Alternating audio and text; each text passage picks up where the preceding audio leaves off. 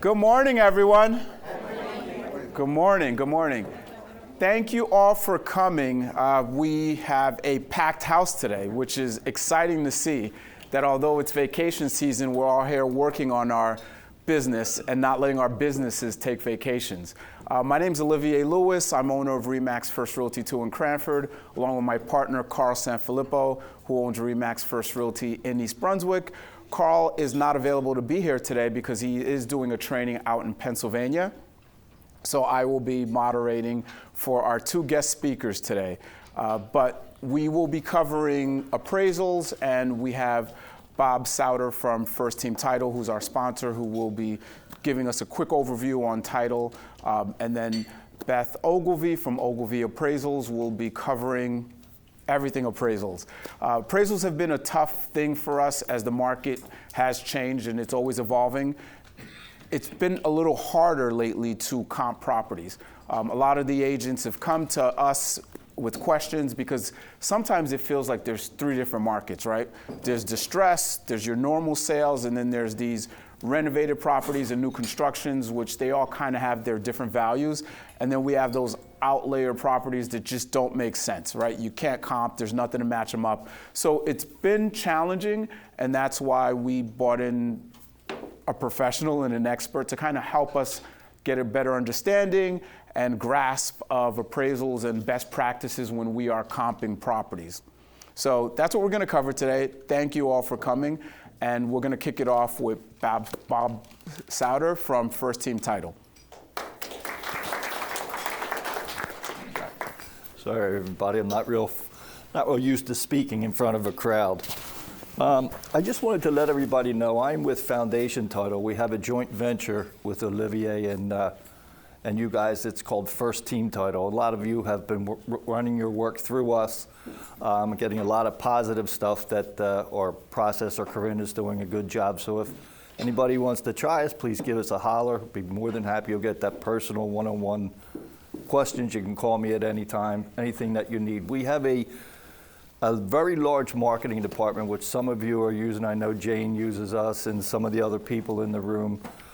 It doesn't cost anything. There's a whole open house packages that we put together. You just send the MLS number to our girl in the marketing department. She'll take everything off. They pull all this stuff and send it to you. First, they'll have you proof it. They'll email you all the proofs, your pictures. You want it bigger, you want something taken off, however you want it done. Once you okay it, they will send it to the location that you want. I think there's 15, 20 flyers that you can hand out to the people that walk in. There's a pretty thick book that pulls all the churches and all the good stuff from the area. They put it together. Again, there's no cost to this at all. And it's pretty seamless. The people that started using it are saying, boy, I should have used this before, because there's no cost. There's no downside to it. Heather in our marketing, you can call me, 856-287-4421. My name is Bob Souter. Okay, thank you. And it really is seamless. Once you get that contact with the marketing department, and they usually ask for about 2 to 3 days, if you can. I know sometimes you get one at the last minute and you need it, and we can get it done for you. And if you have a situation where you might need a couple extra books because you have a couple people that are very interested, it's really informative. It really is a great piece to just put your picture or your information, whatever you want on it, and there's no cost. So I wanted to tell you about that, and it is all done through the email. So it's not like you got to make phone calls. It's not a pain in the butt to do. It's just literally once you give the MLS number and you contact one of the girls through the email in the department, she'll just email you back. So it's pretty seamless, I know in Jane's, I'm using Jane again, one of her girls just does it for her properties, and she's got a really good relationship where they just email, and it's, can I ask you, Jane, are you happy with what they're? They're happy, yeah, thank you. Okay, so it does work. So I just wanted to make that available to all you, and again, if you need me, the cell phone, 856-287-4421. And if you do run your business through First Team Title, I promise you, we have one person that's going to deal with you. You're not dealing with 50 different people. Foundation Title, we're the largest title company in the state of New Jersey, and we have partnered with them so they can generate revenue to bring you things like this where they can give you teaching things. And sure, 856-287-4421. Thank you. My name is Bob Souder, Souder. So give it a shot. Again, the price is great. It doesn't cost a nickel. So thank you. Anybody have any questions on it? I'll leave some cards in the back if anybody wants to grab my card, just so you have it, and give me a call, however you want to handle it, okay? Thank you so much. Thank you, Bob. I think Bob's being modest about this. It's a really great program that they've rolled out. It's not just the fact that it's no cost to you guys, but it's also the convenience. Just sending over an MLS number and they really run with it. They take the photos. You can say, hey, I want the kitchen, living room, and bedroom. You can have them switch it up. And give them 2 days, but we've turned it around. They've turned it around pretty quick sometimes. So it's a really great service. And for title, they've been amazing. Personally, I bought some homes without an attorney and just closed with First Team, and it's been great. I was nervous at first, not having an attorney to do some closings, but now I'm so confident. I think one of our other agents, Sue, has done closings with First Team without an attorney. So we trust them. They've been great, and they're accountable, so they're there. We need help, we have a question. Bob's always picking up the phone, so thanks again, Bob. Yep, and again, not to continue with this, but in South Jersey, as you people know, we don't use attorneys. I'm from South Jersey, I don't understand why, but it's just a different world down there. So if you do have a client or yourself that does not want to use an attorney, we can certainly handle that from beginning to end, because I know there's a lot of clients who are getting more and more of them that don't necessarily want to use an attorney. I recommend it personally, but to each his own. And if you have that client, we can handle that as well. Thank you. So we're going to jump into appraisals very shortly, but again, with the challenging market, any questions you guys have with valuing properties, the process, Beth's going to definitely make it a great presentation for us, but we'll do a Q&A at the end. So if you have something, jot it down, because we definitely want everyone coming out of here having all their appraisal questions addressed or answered. And thank you so much, Beth. So everyone, Beth Ogilvy from Ogilvy Appraisal.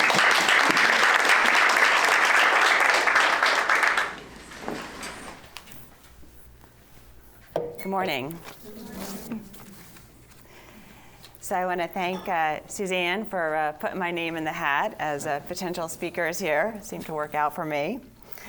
I want to just get a sense of what we have here in the audience. How many have been in the business over 5 years? Okay. 15 years? Okay. All right. The good old days, right? Any loan officers in here? Cool. All right, jump in, correct me whenever. Appraisers? Okay, so I don't have to worry about being corrected.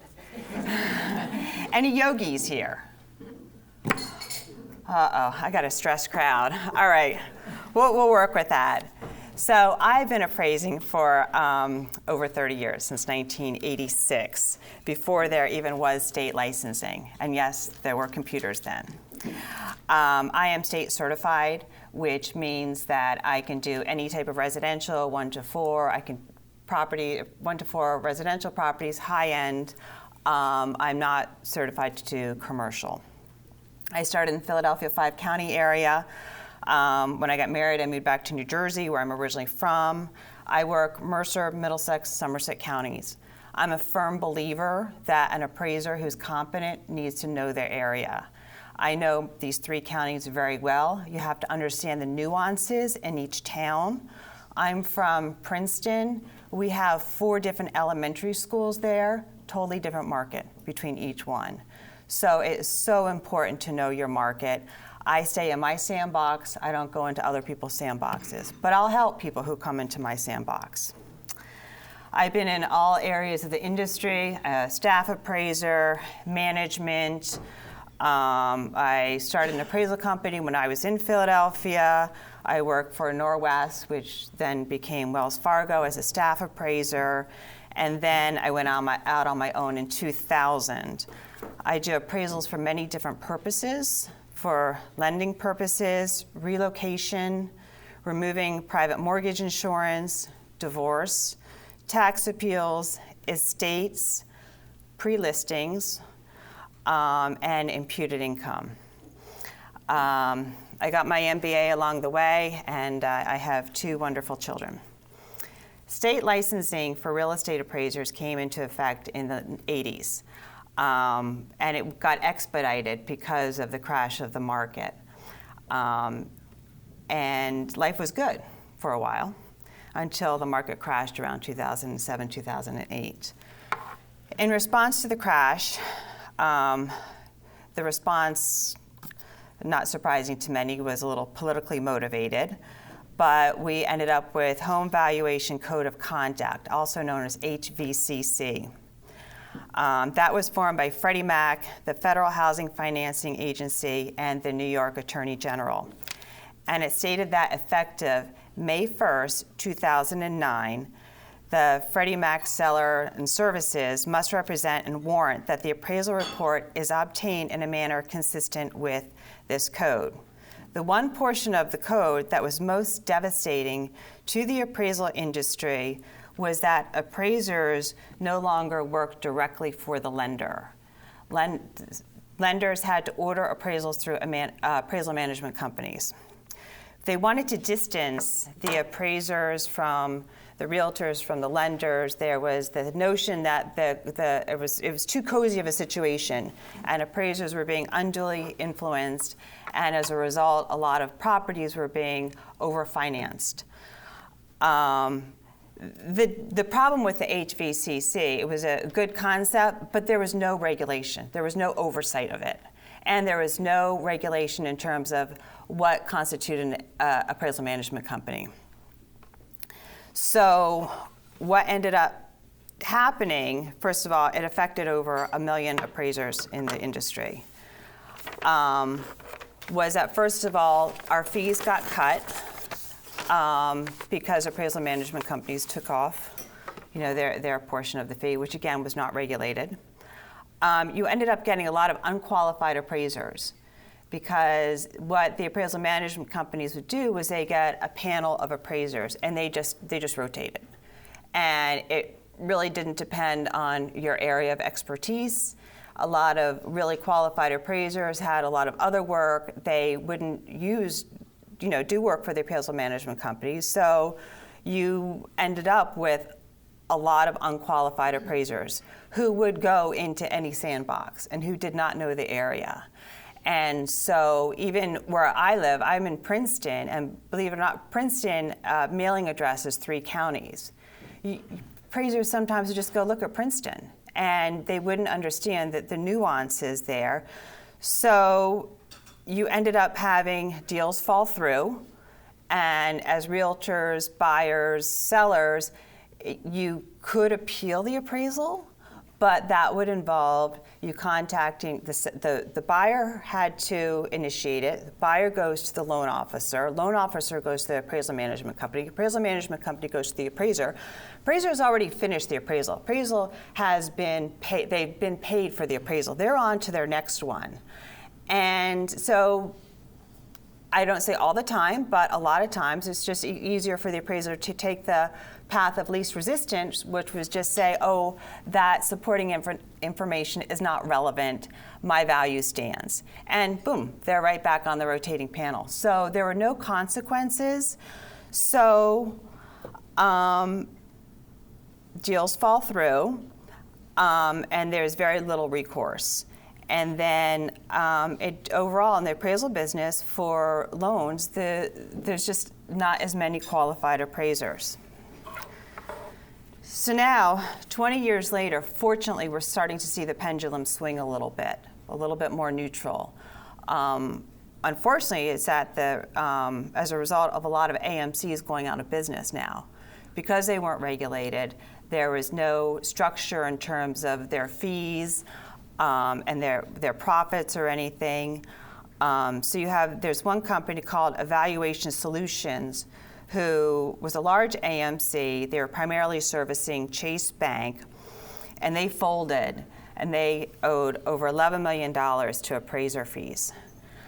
So what's happening now is a lot of lenders now are kind of creating their own appraisal panels. Again, the definition of AMCs until recently really hasn't been defined. So now they can just have their own appraisal or their own appraisal panel fee or panels, which is so much better.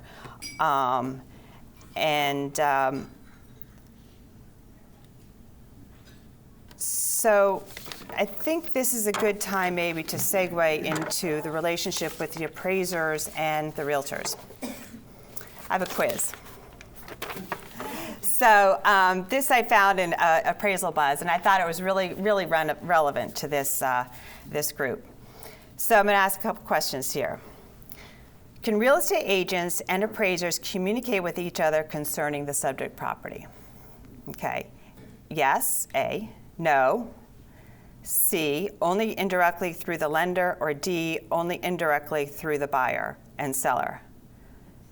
So I'm going to ask my lenders back there. Were you listening? Did you hear the question? Yeah. Oh, so what do you think? I'll go with A. A, okay. Cool. So now, the second part of that is, when is it usually appropriate for an appraiser to have direct communication with a real estate agent? Only if the real estate agent is the point of contact at any time during the appraisal process until the report is submitted to the lender. Only if the real estate agent reaches out to the appraiser first, or after the appraiser completes the value opinion report. So that's key, and I'm going to follow up on that later on, because a lot of appraisers are really hesitant about that because they don't want to continue to have communication with realtors. They're just very fearful of it looking like they're being influenced. So we're going to revisit that in a little bit. Okay, so generally, when should direct communication between an appraiser and the real estate agent end? That's kind of a silly question. It's basically after the submission of the initial appraisal report to the client. And then, what is an example of information a real estate agent can provide an appraiser? So select all that apply. One is the sales used by the agent as comparable sales to determine the price, list and dates of upgrades and remodels including cost, neighborhood details, deeds and covenants, and home ownership association details. So that's pretty obvious. It's all of them. So again, there is a skittishness about like the neighborhood details, and obviously you guys know what you can and cannot say. Which of these actions are real estate agents prohibited from doing? Select all that apply. A, meeting the appraiser at the property inspection. We know that that's not prohibited. Attempting to influence the appraiser. Obviously that is, and everyone has their own interpretation of that. And I'm going to give you some thoughts on how to work with that. Giving the appraiser a packet of relevant documents to the property. That's key. Obviously that's very advisable. Advising the buyer about the real estate agent's experience with a lender and their appraisal process. Obviously you can't do that. Directly asking the lender for a reconsideration of the value without going through the borrower. As I spoke about prior, you have to go through the borrower. Can a real estate agent ask the appraiser for corrections and/or clarifications to appraisal once submitted? Again, yes, but it has to go through the borrower. And the next two questions are just basically speak to the fact that any process initiated with an appeal has to go through the borrower, who is the lender's client. So my recommendations for realtors is, again, a lot of appraisers are just really worried about being accused of being influenced by anybody. In fact, when we submit reports through lenders, we actually have to check off something saying that we were not influenced by any outside entity. So you don't want to miss your point of contact with the appraiser. So meet the appraiser at the appointment. Especially if you don't know the appraiser, meet the appraiser at the appointment. And give them a packet, a sealed envelope, whatever, of information. And in that information, a clear copy of the contract, first of all, because sometimes we get contracts, they've been copied, scanned, and they're just not legible, and we might miss a fine detail, like sale price. Give them an MLS listing of the subject property. Give them MLS listings of comparable listings, pendings, and closed sales. In addition to that, anything that might be an anomaly, if there's like a really low sale on the street, mark it up. Mark every single one of those MLS listings up. Mark it up. Indicate that, things that might not be in the MLS listing, like high tension towers across the street. A future shopping center is going to be put in there. A distress sale. So that way, when the appraiser gets back to their office, they can open that up, and you don't have that angst, that uncomfortable situation of having a conversation where it could be perceived as being influenced, and where an appraiser who may not know the area wants to come across that they do know the area, and will say, oh, no, I don't need that, I already know that, or they may not. It just creates a really comfortable situation, avoids a lot of awkwardness, and again, it's one of the most productive ways I think that you can communicate with the appraiser, and they cannot be accused of being influenced.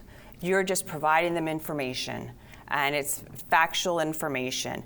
But please mark up those MLSs, because there are some things like a layout. So there could be a 5-bedroom, or let's say a 4-bedroom house, but access to one bedroom is through another bedroom.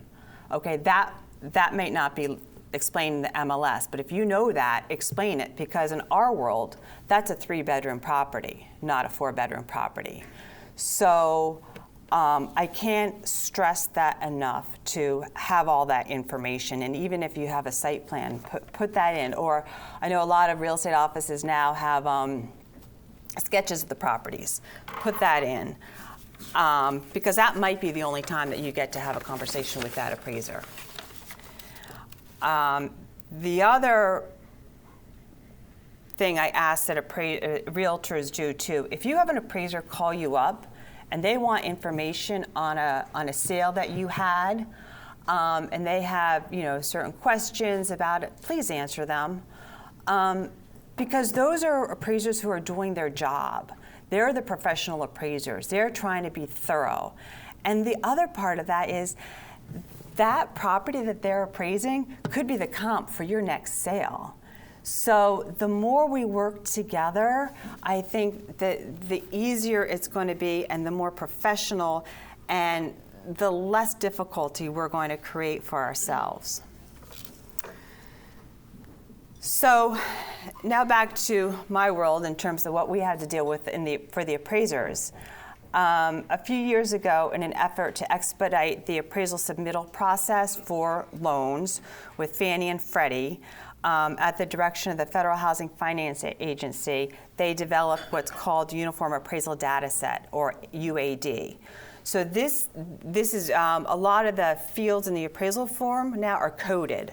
So like conditions C1, C2, C3, each have a different definition. Like C1 is a brand new house, C2 is an almost brand new house, or a house has been totally renovated, and so forth. And then quality is C1, C2, C3, and then a lot of other fields also have this. So there was a little learning curve in trying to use it, but also we as an appraisers have to go a little bit further now to explain some of these things when those codes actually don't reflect the property. So I'm only saying this to you guys because if you get an appraisal report that was for loan purposes, maybe for one of your properties, and you see all these coded things, that's why. It's not user-friendly for people who aren't appraisers or lenders. Some things that are just kind of wacky in it. Like if you have a property that's under, the lot size is under an acre, you put the square footage, like 42,000 square feet. But if you have a property, and then if you have comps or whatnot, or anything over an acre, you have to list it in acreage. So you could see on the back of a report along a line item, you could say one's in acreage, one's in square footage. And so it's not an apples to apples view on it, but for whatever reason, it works for when we submit it to the portals. So when we do appraisals, most underwriters now require that we bracket everything on a report. So if you have a 10-year-old property, they want a comparable under 10, comparable over 10 at the very least. Even when it comes to sale price, as silly as it seems, if you have, like, say if it's a non-arm's length transaction between family members, they still want a sale under that sale price, which makes no sense whatsoever, because you're not talking about an arm's length transaction, or it's a comparable that's an arm's length transaction, which is just, I don't know why they do that, but they do that. So that's one of the things that we have to do. So again, if you see a report and there's like a really low ball comparable in it, that's the reason for it. I think that the final opinion of value should be bracketed, but that's just my little world. Now for those unique properties, so if you have a lakefront property or one with an in-law suite or finished basement, which isn't too unique, they want at least one comparable that has that same amenity, which can be tough. Especially, like, say if you're in North Brunswick, there are a couple lakefront properties, but not a lot of them. But they're going to want the appraiser to keep expanding their search, and that would be expanding in terms of time, how old the comparable is, and or distance. So as you know, and I know in a lot of markets, as of 2018, January 2018, when the new tax bill came into place, there was a huge change in especially the high-end markets. So if you have to expand your search beyond that, go like 2016, 17, a lot of underwriters now are going to be looking for time adjustments. So that's a little bit more work for appraisers to do. So in order to justify time adjustments or to come up with the figures to apply to time adjustments, what we need to do is we need to find a sale that sold like maybe prior to 2017 and then resold after or to 2018, January 2018, and then try to reconcile and see what the monthly time adjustment would be. So that's also information that you guys might want to keep a separate file for those kind of transactions, because that's also information you might want to give to an appraiser, especially an appraiser who's not familiar with the area. So I know in my file, I keep all those. If I see a property, because you can see the histories, and if I see something that had recently transacted, I will put that on my file, because I know I'm going to need to use that for a time adjustment sometime soon. But the ridiculousness of this rule, I mean, I can see it to a certain extent, but they take it to the extreme. Does anybody here work Mercer County? Are you pretty much some? Okay. So do you know in Robbinsville, the Charbel development there, my mind's blocking. But anyway, they have condominiums there, and new construction, newer, or was, I think, they might be built out now. But anyway, some of them have their mid-risers. On the first floor, a lot of those buildings have commercial. So if you're doing an appraisal in there, first of all, any condominium, underwriters want at least one comparable out of the development. They also want one comparable out of the development that has commercial on the first level. So, okay, it's not going to happen right there in Robbinsville. The closest you can get is Princeton, which as the crow flies is maybe 15 miles, but you're talking Palmer Square. It's so irrelevant. And when we make our adjustments for our comparables, the guidelines are we have to have our net adjustments under 15% and our gross under 25%. No line item adjustment is supposed to be over 10%. Obviously, that's not always the case, but we have to go into lengthy description as to why that we had to do that. So you go from Robbinsville to Princeton, I mean, you're talking at least a 40% adjustment for location as it is. So that wipes out all of your, adjustments. But they require it, so you have to put it down. So again, if you come across a situation like that and appraisers from out of the area, it might be helpful to kind of maybe make a suggestion of where there might be something that might be able to fulfill that underwriter's requirement. So, so those are the things you might want to think about when you're pulling listings, pendings, or closed to put in that envelope for the appraiser. So that's what we're dealing with right now. So the future of the appraisal world, just like the future of your world, is going to be very interesting moving forward.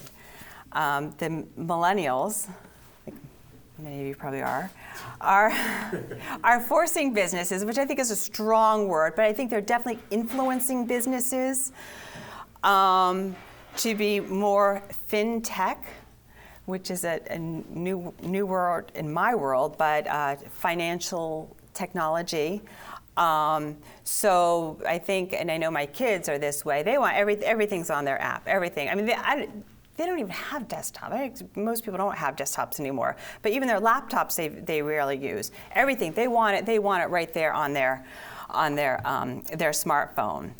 So the financial institutions are responding to this, which, okay, I understand it, but the CEO of Fannie Mae indicated that appraisals should be done at the desk and should not require field inspections by appraisers. So here we go from being given these incredible requirements to know the area and so forth, and now the CEO of Fannie Mae is saying that we shouldn't even go out and look at the properties. So anybody see a red flag in that? And the reason for this is to expedite the appraisal process. Okay, so most lenders now require, again in the back, correct me if I'm wrong, appraisers 5 days at max, right? Maybe some outstanding situation, maybe a week and a half or something like that. So they want it to be expedited to even shorter period of time, which I don't know. I mean, can we get everything that we need to close for a loan? Can we get that done that quickly? Home inspections, title. I mean, so I just can't wrap my head around it yet, but it's something that we may have to deal with. So what they're saying, though, is that they're looking at the concept of having a property data collector. So basically, an inspector just go out, take a look at a property. So that would mean that this property data inspector would be contacting you guys. I'm not sure how they introduce themselves, or won't be introducing themselves as appraisers. They go out, take some photos, do a layout, look at the condition, send that back to the lender, okay? And the lender will work with Fannie Mae and decide whether or not they even have to have an appraisal done. So then they could either totally waive the appraisal, they could ask for a hybrid appraisal, which is an appraiser sitting at their desk using that information that an inspector gathered from a property and basing a value on that. Or they could order a full appraisal. Who can waive the appraisal? The lender working with Fannie. Really? Yes. Wow. So I know for me, my E&O insurance is going to look at me. Mm-hmm. They're not going to look at that inspector if something happens. There's actually a fourth option, which is a property inspection waiver. So for a $75 fee, when the title is uploaded to Fannie Mae through the DU system, depending on the characteristics of that loan, it might come back with findings that don't require an appraisal at all. Client pays a $75 fee, no appraisal needed on that property. Right. And that I was reading about that, and I didn't bring it up here because to be quite honest, I wasn't quite clear about it. I'm glad you mentioned it. When I was reading it, said it was up to the borrower and the lender. So so it's just the lender when they look at their risk, right? Yeah. When we take the tenant's rate, we upload it to the Fannie Mae portal. Right. They'll come back with findings. In those findings, they'll detail whether an appraisal is even necessary or not. Right, and is that based on the de minimis PUD too? It is based on, they have certain algorithms that they take into account. Right. The LTV of the deal, the credit score, the debt ratio. If it's a pretty clean deal, I've had quite a few property inspection waivers. You don't need an appraisal at all. Right, and I also heard that some of them are looking at certain data sources to put in the mix too, like Zillow, Trulia, and as far as I'm concerned, those are free services for a reason, right? So I don't know how this is all going to work out, but I know me professionally, I am not going to put an opinion of value on something that I have not seen. Did that already start? They're just working on it. I have a date. Because both of us have had this happen to us where there was no appraisal. Okay. So I didn't know if that's already started. What's the? I can, and again, my guy's back there. So you've seen it happen already, right? Right. Have you seen it come back that they want to have that blended appraisal then? No. I've had it too, but they explained to me that they put so much money down that it just wasn't needed.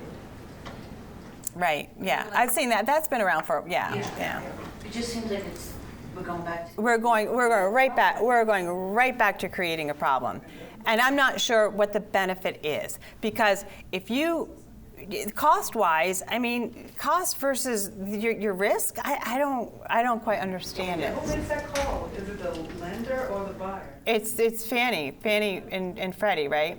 Because after you guys upload the information. I think I have last year 3 or 4 appraisals that the bank completely says 5% down, the bank says no appraisal required. With 5% down? 5% down, they comes in, they say automatically comes in, so the lender I use, he's run the desktop underwriting first, see if that can come a flag and no appraisal required. Well, I don't know. It just goes against my grain, but we'll go with the ride. We'll see how it goes. All I can say is, for me, I'm not going to participate in putting a value on anything I haven't seen. I've been doing this for too long. It's my my income, and I'm not going to risk that. Buyer appeal it. Sorry? Can the buyer appeal it? As the buyer. Can the buyer say, no, it's unacceptable, I want it to be appraised? I don't know. They're shaking their head. Yes. Yeah. They can, right? Yeah, Okay. you can. Okay. And also on that property inspection waiver, you can take it a step further because if any of the characteristics of that deal end up changing, and later on the underwriter reruns to you, and it comes back and an appraisal is required, I've seen that happen too. For example, let's say you take on a deal somewhere along the lines of borrower misses a payment on something, or decides they want to put less money down than original, something like that, something material change on the deal. You may have originally gotten a property inspection waiver later on, when you rerun to you, right, as the file was forward to underwriting, they may remove that from you. So it's not like it's in there and forever. Gotcha. Yeah, they can request to have an appraisal, but they don't have to accept the waiver. Oh, cool. Thank you.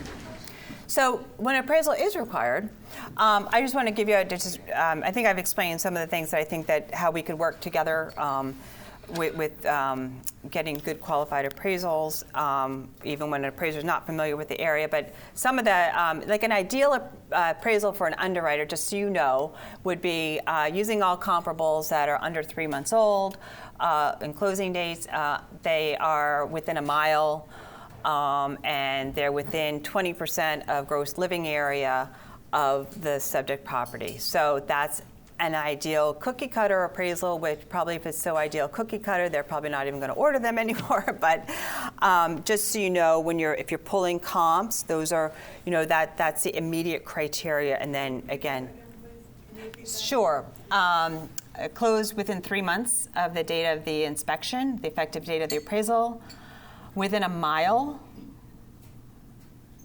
and the gross living area is within 20% of the subject's gross living area.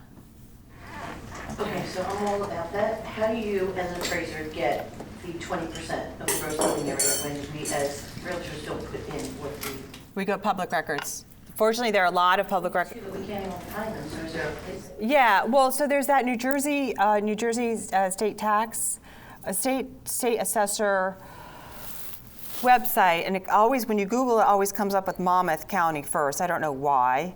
And most towns have it, although Metuchen is notorious for not having it. And then you have to call the assessor and get the property record card. It's New York. New Jersey, just Google New Jersey tax assessor website, and it'll pull up. NJACT B.org, yeah.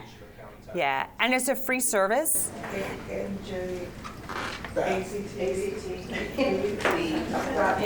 Yeah, and it'll come up. It defaults to Monmouth County, and then you just put whatever county, and you could put the lot and block or whatnot. And sometimes there are two fields to look at, and a lot of towns actually have property record cards that you can pull up. And I know Mercer County has, if anyone's doing work in there, a fabulous website, Mercer PIP, Mercer Property Information Portal. Again, it's a free service, and you can pull up property record cards for any property in Mercer County. So what I found with trying to find the private sales is the deeds don't get recorded right away, and it can be months. Even stuff that I've sold off market, I noticed that it can be months before the deeds get recorded, so you can't really use it. Is there a better mechanism? Just find out who the buyer and seller were, or see if you can get it. Sometimes you can actually call the county, because it has to get recorded in the county first before it goes to the town. And then if you can't confirm it, legally like that, then the appraiser can use it as a fourth or fifth comp in it, in the report. So you just have to do the best you can. That's all you can do. But fortunately now, a lot of square footages and so forth are made more available. You have to be careful though. Sometimes they're not always, as accurate as they should be. But again, you do the best you can, because us as appraisers, we indicate the source of our where we get our data, and that's all we can do. So I did want to just speak briefly on, because I'm coming across it a lot more on raised ranchers and how we as appraisers look at gross living areas, okay? So by definition, anything that is partially below grade or whatnot is considered basement area. So anything totally above grade, meaning all four walls above grade, that's gross living area. But anything below, so you have a lot of raised ranchers that have, extensively finished walkout basements, but not bi-levels. So customary bi-levels, no, generally, because that's just customary to the area. But I'm speaking more to if you have a raised ranch and somebody's trying to capture that lower level as gross living area, and then you're comparing it with a Cape Cod, that partially below grade area isn't as valuable as everything above grade. So you're not comparing apples to apples. So bi-levels, split levels are a good example where typically that area actually just because of the customary norms in the area is considered above grade. Assessors consider above grade. You go to mountain areas where a lot of times they have a lower walkout area, or in Princeton where I am, we have lake. Oh, I'm so sorry. I'm so sorry. That's I had it off. I'm so. Okay, that's my mother. Sorry. We have a lake there, and a lot of so you have some properties that only have one bedroom on the first floor, and walk out the only time you could include that lower area as gross living area is if all three of your comparables are set up the same way. So that would be the same thing with split levels and bi-levels and so forth and so on. Again, mountain areas, a lot of times that's the case and so forth. But for the normal market, no. Mom. Sorry. Mom's okay. I know. Right? Oh, she'd be mortified. A little. Oh, I should do it because I'm mortified. But anyway, so I know I get in this conversation a lot with people, but by definition, no. If it's below grade, partially below grade, I don't care. I mean, some of those below grades they're gorgeous. They're absolutely gorgeous, but it's below grade. Now, us as appraisers, when there's a separate line item for basement area, we'll give that a lot of value, a lot of walkout basement, list all that, they have some kitchen, media rooms, bathrooms, bedrooms, and so forth, exercise rooms. Yeah, it will be captured in the report, but just not as gross living area. No. Okay, the style of the home, it seems like the style of the home is not as important as the square footage within the house. No. So you okay, no, what? You don't take. Style is important. So we. Oh, I should have explained that a little bit more. Yeah. So yeah, when you're pulling your comps, definitely style. Yeah, style is a fact. I'm just saying some of the harder line criteria that we have to go by, but definitely, yeah, style is very important, and that also usually speaks to the layout too. Okay. So. On the flip side of that, attics. Do you guys consider that gross? It all depends. Okay. It all depends. So if you have and what's customary for the area? Because sometimes you have certain areas like Clara Barton and so forth. You have the Cape Cods, and they do have the bedroom on the second floor and so forth, bathroom and so forth. For that area, that would be considered yes, in the gross area. Okay. But in some other areas, say if you have like an area that has a lot of Victorians, right, and some have like a little finished like really pitched, area and so forth. No, that would really be included in finished attic area. So, some people think, well, it should be included in gross living area. Well, okay, that's your opinion, but we have to go by what, our standards say. But it's still included in the report. Right. It's just a different line item. Right. It's just a la carte. What about, does it have to have heat in that finished attic area? It depends on how it's a separate line item. It's not gross living area. Gross living area has to have heat, but the separate line item could be finished attic or finished heated attic. So you can make that, that distinction. So I'm going to get to questions in a little bit, in 1 second actually, 2 seconds. But I want to make the point that there is some kind of doom and gloom out there, but I always like to end everything on a positive note. So I'm a true believer. In fact, I told my husband on my gravestone I want this. 99% of the world's problems come to communication. So I think this kind of interaction is so good because in addition to that, I feel that nothing beats a face-to-face. And although I appreciate technology, right now technology can't replace that.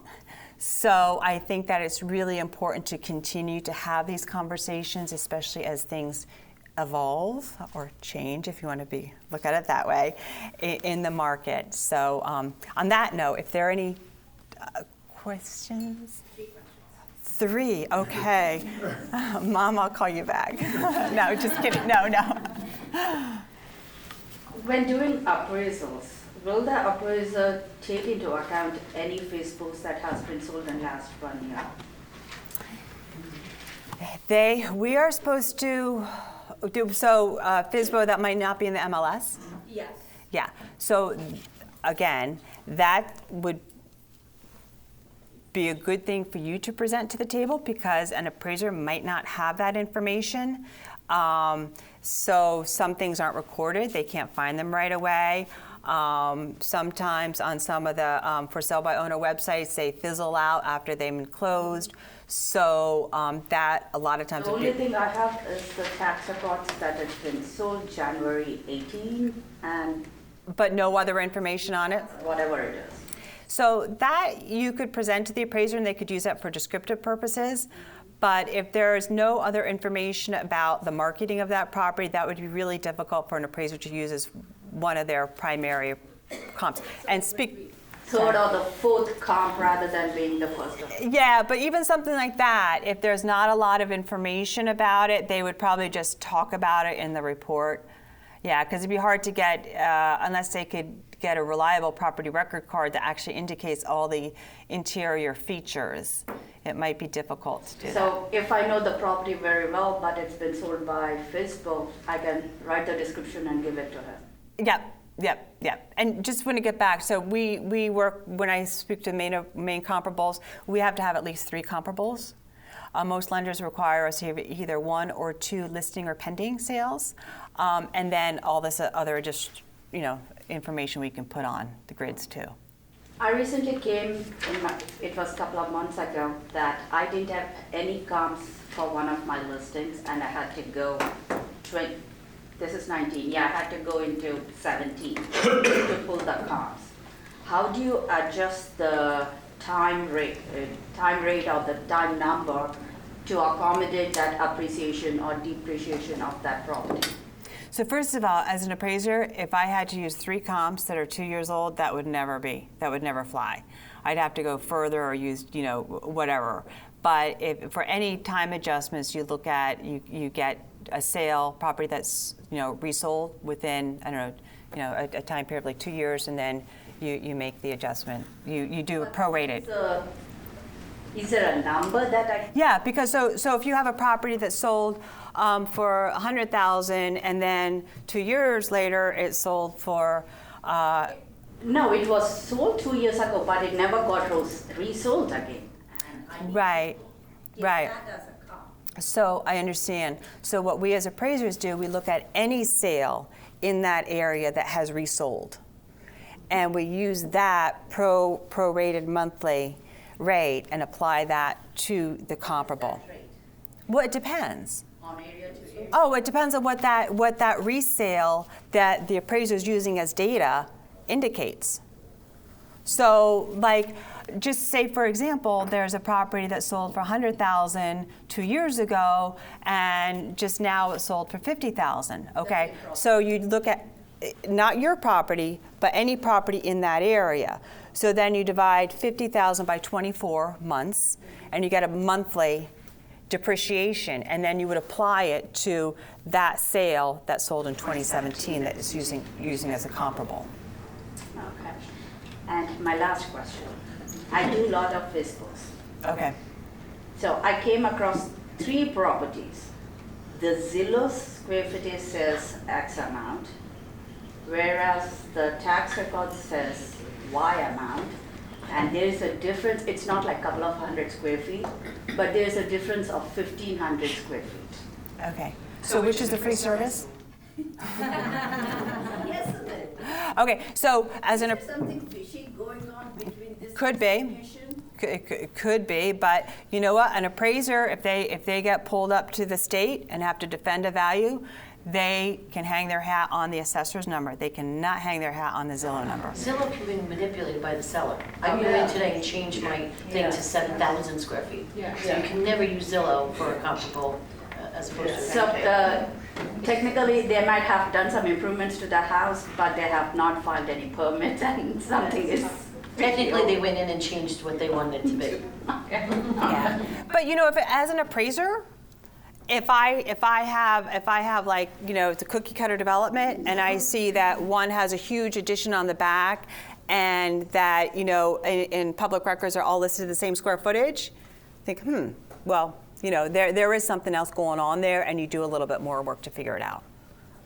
How accurate is the tax assessor information is, because some I'm finding they still have a underground oil tank when the tank was removed 23 years ago. Yeah.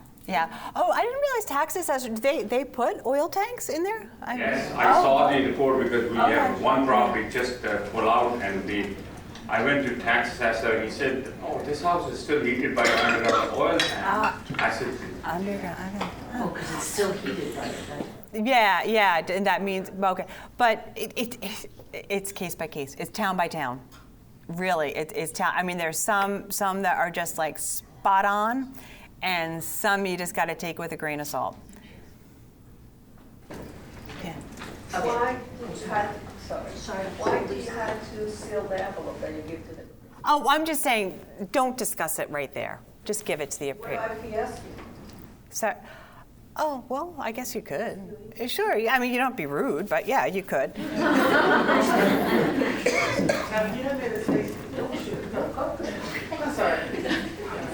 You have made a statement in regards to getting an appraiser that knows the area. Because it seems like we don't have control over who they send, or do we, and we just don't know. No, you don't. You don't. You don't. You don't. So that's why you make the best. Yep. Yeah. Yeah.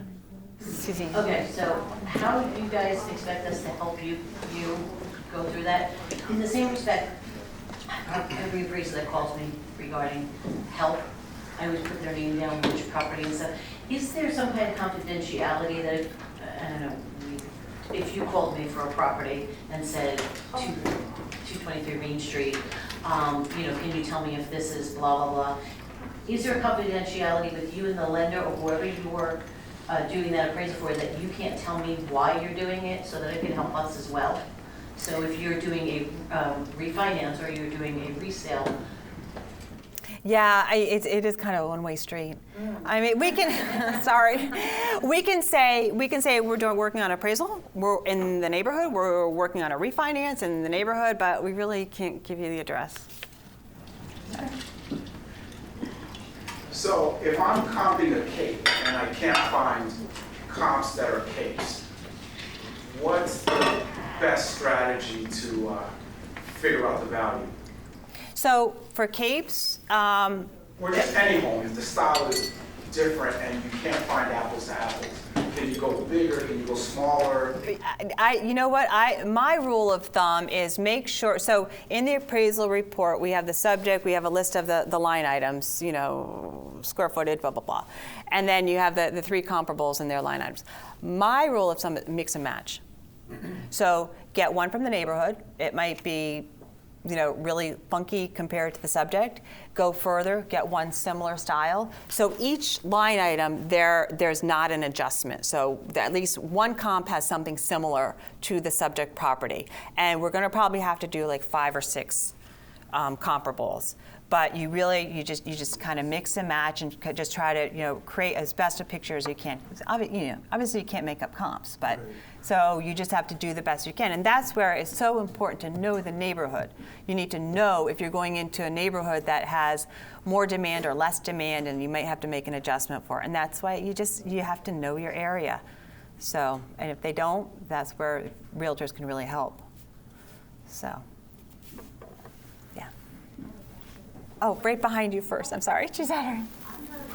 Colonial, one of those Victorian large colonial houses, very large, in a town where there was nothing else like it. The appraisal came in 105,000 under, which is something I've never seen. I was told, and I gave her some prompts, that because there was nothing in that town, that if I went to a similar town with a similar school system, that you could use that town. So, for example, this was in South River. I went to Holland Park because they have the same similar colonial Victorians. This woman said she couldn't use it because it was Jewish community as opposed to South River not. First of all, that's so cringeworthy. They said that. That's so cool. Okay. I'd hate to see that. Okay, well, no, I don't want to see it. I don't want to see it. So the way I would have approached that, so first of all, the concern would be, is the value supported in South River, right? Are there other properties in South River that may have similar square footage or whatnot that support that value? So I would use some comps in there that again would look funky. It would have to be a newer house though, because there's nothing else. Okay. Was that an over improvement? Was that Victorian an over improvement for that? Yes, okay. There's the problem. Well, she didn't consider the third floor space like you were speaking about attic. She gave it no value? This is a 20 by 30 space with a closet and being used as a bedroom, but she gave it no value. Okay, well, I would disagree with that. I would have given it value as a finished attic space, yeah. And then if, again, I would have tried to find a Victorian somewhere, and you have to make... You can't use another town, even though it's with... You can use another town. Yes, and that's why I was saying that the lenders are going to want you to have another sale with a similar amenity, and they are going to want you to keep expanding the search until you find one. But then you use other sales in the town to... Yes, yeah. My question is, when you're doing appraisal, let's say for home line of equity, you're doing for a divorce situation, refinance, or a sale, is it all done the same way, the same criteria and guidelines, or is it different depending on what the appraisal is being done for? So thanks for bringing that up. So as I said, I do appraisals for all different purposes. My work files, regardless of what type of appraisal I do, are all the same. So the ingredients into the report might be a little bit different, but the thinking and it is the same. Now, sometimes so sometimes we don't have to explain it as much, like home equity loans or so forth. We might not have to do as much explaining on it. And then sometimes estate appraisals, we just have a different effective date, maybe on the date of death. But again, everything, the same amount of work goes into it. Our USPAP, Uniform Standards of Professional Appraisal Practice, we all have to abide by that. And it's the same. It's the same for whatever kind of opinion or value you present. Thank you. Hi. I have kind of a similar question like she had in a town if you don't find a similar property.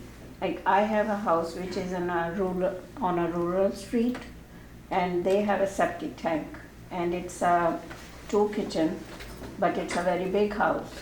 Now I don't find any that kind of house in that town within 10 to 12 miles. So what can we do to get that appraised? So is it a 2-family, or it just has 2 kitchens? It has 2 kitchens. It's 1 family, 3 floors.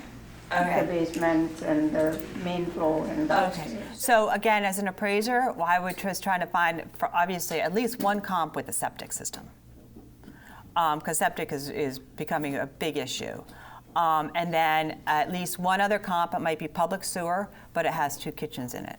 So chances are, and one that's on a rural road that might not have either. You might have 1 kitchen and a public sewer. But again, you mix and match, because it sounds like that's a unique property, and you're probably not going to find the exact, property. Nothing is sold in that area, around that street for years. Really? Oh. Yeah, again, they just have to, find the nearest sale that is similar in some amenities to the property. Sounds like a tough one. Thanks. My last question. Is there, because I find that one of the hardest things that agents have challenges with are making adjustments. Is there some kind of guide or guideline that you guys use that could be made public to realtors, that what a bedroom is worth, an extra bedroom, what a garage is worth, just how do you make adjustments? So if I gave you that information, I'd be out of business. No, no. It really depends on the area. You can't standardize those things. So take for example in urban areas, okay? The value of a finished basement could be a much bigger percentage than the value of a finished basement in like a 4-bedroom colonial, just because space is so precious and tight. So it really depends. There is no rule. You just have to know the area. And in terms of bedrooms, I can tell you a general rule. Usually in properties, anything over four bedrooms, it really lends little value to the property because family sizes are not as large, and a lot of times people use that additional room as a den anyway. So I can tell you that. I can also tell you that there is a big difference between properties, like say if you have a Cape or a ranch that's 2-bedroom versus one that's 3-bedroom. It's a big argument all the time. If it has a closet, it's a bedroom. If it doesn't have a closet, it's not a bedroom. And I've heard from appraisers it cannot have a closet and still be a bedroom. So which is it? Does it depend on the age of the house? Yeah, so there, sometimes they will have closets in like a hallway, and the bedroom could use that, so you could do that. Sometimes, but yeah, by definition, a bedroom has to have an access to a full bathroom. So again, you have some listings, they have 5 bedrooms. 1 bedroom is on the first floor, and there's a half bath, not a full bath. That's not a bedroom. Even if there's a closet? Yep, there has to be a full bathroom. Because it's a privacy violation. In order for somebody in that bathroom to use a bedroom to use a bathroom, they have to go through a common hallway to go upstairs. So that's a 4-bedroom. So, but yeah, so in general, no. I mean, if there's no closet in a room you want to call a bedroom, right? So the appraiser can call it a bedroom, but they also have to take off what they call functional utility, which could be the cost to cure to install a closet in that room. Yeah. I have a question, but it's more for like everyone.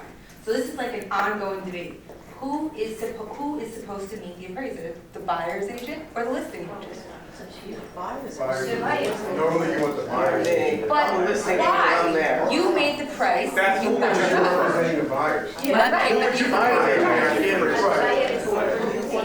But if you're handing them an appraisal, you want to make sure that the buyers can afford for the house. You want to give them But when you went to list the house, you used comps to come up with that price. But are you the listing agent or buyer's agent? I'm the buyer's agent. Okay. So why wouldn't you want to make sure that your price is Well, met? listing agents do normally, some do go to the listing, they attend the appraisal as well. Some listing agents do go to the appraisal as well. Yeah. I go to, when I list, I go to the appraisal as well. Well, I hear you on that, but I'm not going to go when you're going to be there. That's a waste of my time. Well, the reason why I go when I'm representing the buyers, because the listing agent is going to say, I'll give you an example, I have a listing in Carteret. This guy was trying to sell the most expensive house because it's new in the entire Carteret, there's no comps to it. I went and he went, but he went basically to kind of talk to the appraiser and say, oh, well, we just finished this, we did that. And I'm looking at the appraisal like, it doesn't matter, the comps don't make sense. So they overpriced the house by like $45,000. So your buyer went in knowing that this could potentially go to the dealer? Yes, yeah, I let him know. But I went because I wanted to see what he was gonna say also, because some agents don't care, they don't understand that there's a limit in a relationship between the appraiser. You can't really say too much to the appraiser when they're appraising a property that's gonna make them, who's gonna try to steer them. This guy didn't care, he just kept egging it on, and I'm like, well, here are my comps, have a nice day, sir. Because I came into real estate with like a bunch of old school agents, like 35 years plus. I'm pretty much born into this. And my mother always told me, no, it's the listing agent's responsibility. So like, they'll like laugh in my face, and I'm like, no, you can go do it. I brought your buyer, go do it. Back up your price. I can speak to that. So it's actually a regional thing. So in Mercer County, it's the listing agent meets you. Middlesex County and Somerset County, it's just usually the buyer's agent. It's kind of like the a title insurance. North Jersey use an attorney, South Jersey you don't. It's kind of like it's just a customary regional thing that I have found. Now I think that if you have a particular situation, between the agents, you might be able to figure it out. But I'll tell you, as an appraiser, if I call an agent and the agent says that's not my job, you have to call the other realtor. I tell you,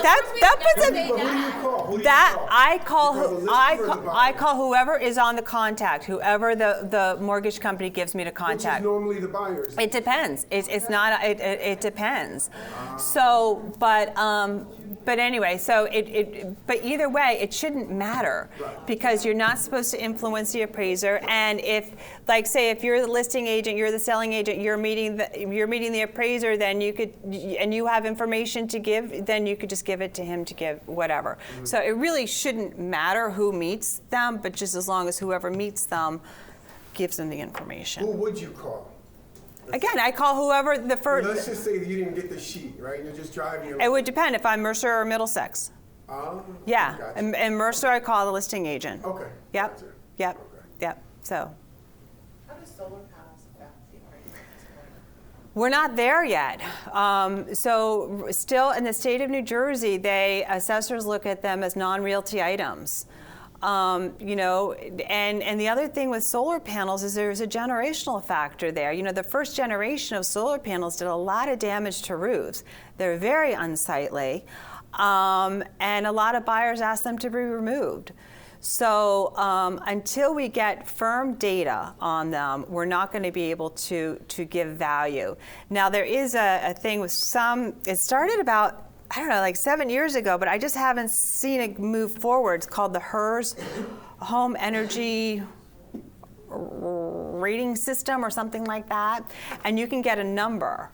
You can have your house evaluated, and an actual number comes out as to how energy efficient your home is. It looks like, you know, how windy the windows are, and how solid, how much insulation and so forth and so on. And until we have those numbers and people put them in the MLS, and us as appraisers and you as realtors can actually see the effect on a sale price, we can't use it. There's just not enough. It's just like it's a non-value, it doesn't add or take away. That's how we look at it, because it's a non-realty item. Yeah, because they're becoming more and more popular. I know. I mean, but until we have data to support, you know, added value, we can't justify it. So. Thank you. Getting back to the buy levels and the raised ranches, if I'm trying to figure out a list price for one of those types of homes, how do I, and you said that the bottom level is not counted. I mean, it's counted as a basement? Usually for raised ranchers, yeah. Right. Yeah. What about buy levels? Typically, no. No? Yeah, typically, and that's just like a customary thing for the area. Although I have to say, in Edison Township, in Menlo Park section, the assessor, at least they used to, actually only have gross living area for the top level. Right, they do Yeah, a lot. they did. Yeah, yeah. So that 974, and then they Right. adjust for that. Right. You adjust for that. So, yeah, I would that's what I con- usually see in the tax records. Yeah. It has like 1,000 square feet, and you go in the house and you know it's better. Right. So that, again, that's where you have to know the area. You have to know what they're including and what they're not including.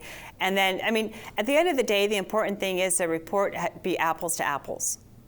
So if you're using a buy level using the lower level, I typically, personally, use the lower level and buy levels. And then when I'm looking at the assessor's information, you can get the property record card, and you can actually take a look and see what that lower level is and how it would add value to, in my definition, of gross living area. But like if you're doing my real estate partner, we had a raised ranch recently. Mm-hmm. So we usually do the square footage, and it was all finished, it was beautiful. Yeah. So the only way we weren't sure at first if it was a raised ranch. It looked like a buy level, but on the tax record it said a ranch. So we just did the square footage and then minused out like, it was like an area that was unfinished. We just minused that Right. area out. It's because you wanted to put the square footage in the MLS? Is that why? There was, on the tax record, it was just like the top level. Right. One was finished really nice, and it was partially above grade. Right, but you wanted that number to put in the MLS? Or you just wanted? Wanted it to figure out the price. Oh, I got it. Multiplier with the, with the square footage. Yeah. You know, it's case by case. I mean, again, does the assessor look at all the buy levels and label them as ranchers? I don't know. But yeah, most buy levels in this area, I consider everything gross living area. And if I can see that the record really only reflects the top floor, I'll take a look at the property record card. Okay, so, would you expand the distance to find the same style home as opposed to, say, a buy level closed here and a Cape Cod closed next door? Would you expand the distance and the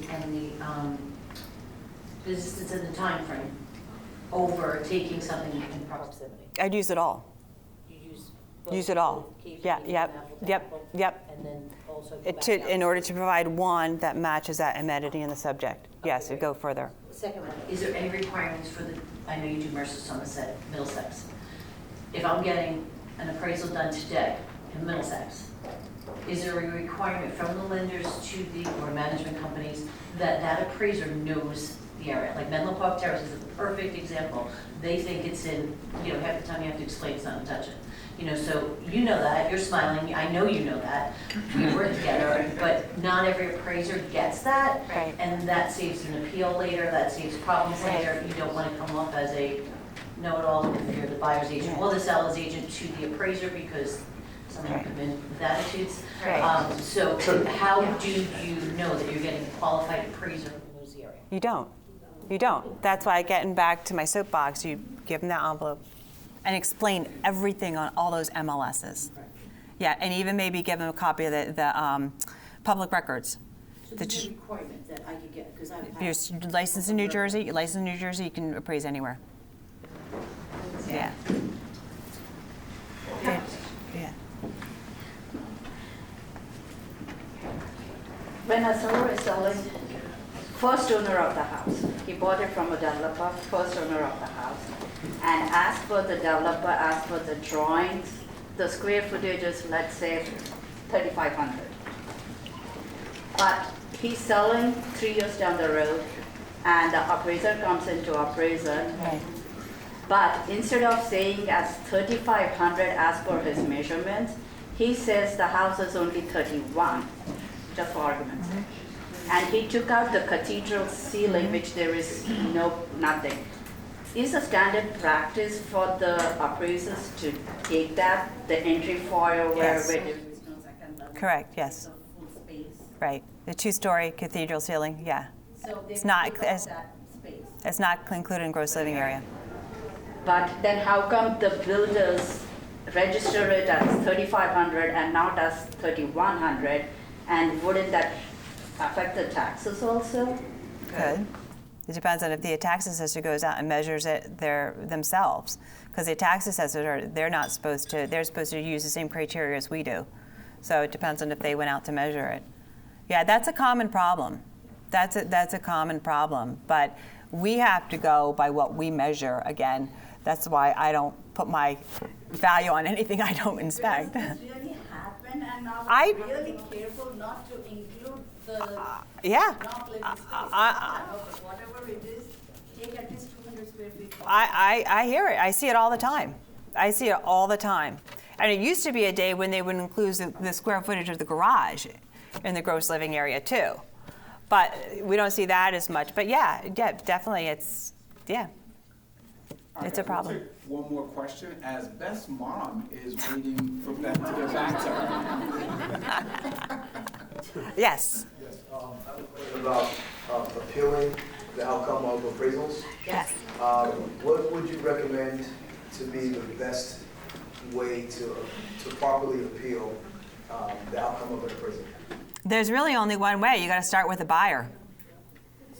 You have to start with the buyer, and I'll tell you, if the value is below the sale price, you're probably not going to get that buyer on. Or I'm sorry, if the value is above the sale price, which you wouldn't be appealing anyway. I take that all back. Okay, so you start with the buyer, because the buyer has to contact their mortgage company. Yeah, and just provide them with information. Just say, hey, did you take all this into consideration? Yeah. And so would it be so if I'm representing the buyer, would it be my responsibility to give supporting comps of a higher price, or would it be the listing agent's responsibility? This was a real question I was asked. If you're So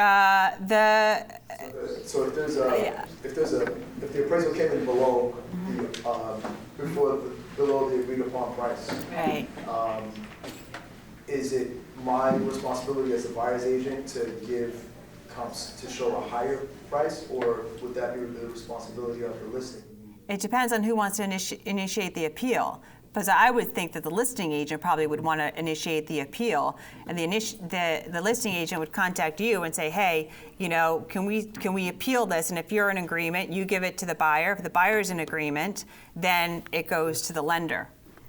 But the buyer is the one who has to give it to the lender. Yeah. Mm-hmm. Yeah, because they're the client of the lender. Yeah. All right. Well, this has been fun. Thank you all. I gave you my cards, and they're somewhere. Yes, People can pick them up. So I look forward to working with you guys. Thank you. Thank you so much, Beth. We do have Beth's cards outside on the table. Please grab one. And we will also email everyone that put their card in the fishbowl, the information for first team title, the order information if you guys wanted any of the marketing stuff. And again, grab Beth's cards. Sounds like from a lot of the stuff we heard today, listings will be revised. Your next listing appointments, you'll approach it differently, especially the rule that if there's not a full bath on that ground floor, that's not a functioning bedroom, which makes sense. But yeah, this is why we have this, because we're not appraisers, and it's great to hear exactly from an appraiser what they're looking for, what they count, and it's an ongoing thing. Looks like there's going to be some changes down the pike with the appraisal industry, and we all need to adjust. Seems like this was a very popular topic, and maybe we need to revisit it again. So thank you all for coming, and we look forward to seeing you guys next month.